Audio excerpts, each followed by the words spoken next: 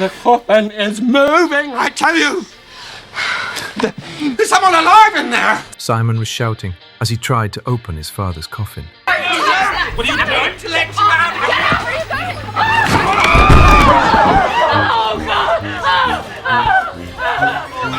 Martha quickly took him outside and told him the truth. It turned out that the bottle of tranquilizers actually contained hallucinogenic drugs. Learning that he would have to wear this look for 8 hours completely broke Simon. In his panic, he accidentally tossed the bottle, but to his surprise, Chuck found it and picked it up. Meanwhile, a short man named Peter called me into the study alone and handed me a stack of photos of him and my father. The more I looked at the photos, the more I felt something was wrong. I then glanced at the decorations in my father's room, and suddenly it all clicked.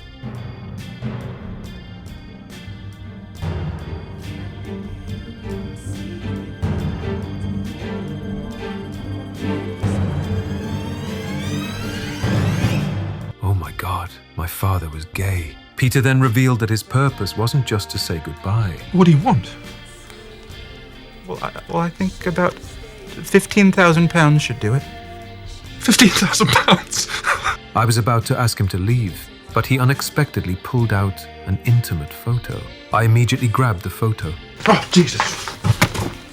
Now, I don't want to, but I will go out there and I will show these photographs to every single person. Do you really want me to do that? Planning to discuss it with my brother, but as soon as I opened the door...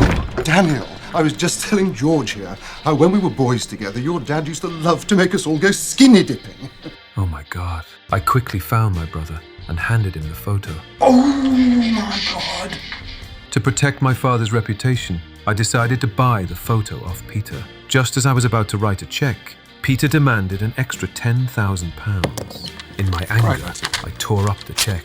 Seeing this, Peter stood up and threatened to release the photos to the public. We had no choice but to tie him up, but just then Chuck walked in and witnessed the whole scene. Chuck suddenly remembered that he had found a bottle of tranquilizers, so he immediately poured out a large amount and fed it to Peter. Soon, Peter began to get excited, shaking his head on the sofa. But then he lost his balance, slipped, and smashed his head against the glass table. He immediately fell motionless. We were terrified. After discussing, we decided to put him in my father's coffin and bury him with him. Everything seemed to be perfectly resolved, and the funeral ceremony continued. But just as I was about to speak, there was a sound from inside the coffin. At first, I thought it was just my imagination, but the noise grew louder. What the hell is going on?